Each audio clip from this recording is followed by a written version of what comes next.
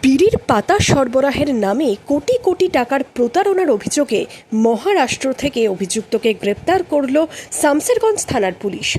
জানা গেছে 2023 সালে ধুলিয়ানে বেশ কয়েকজন বিড়ি ব্যবসায়ীর কাছ থেকে রোশন রাজেশ্বর দুদে কয়েক কোটি টাকা নেয় বলে অভিযোগ।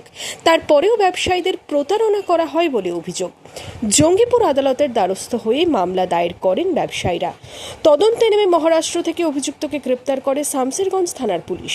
আমার ফার্ম থেকে প্রায় একটা চুক্তি হয় পাতা নেওয়ার জন্যে মহারাষ্ট্রে সাউলি থানায়।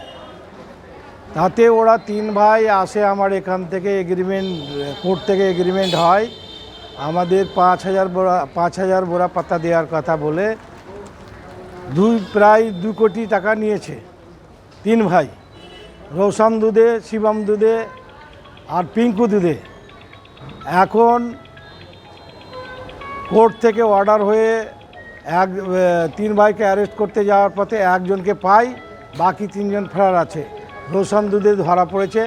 আমাদের শামসেরগঞ্জ থানার নেতৃত্বে আইসি তার পুলিশ বাহিনীকে পাঠিয়ে সন্দীপ বাবু আমাদের এসআই তাকে গ্রেপ্তার করে নিয়ে আসে এবং কোর্টে উঠায়।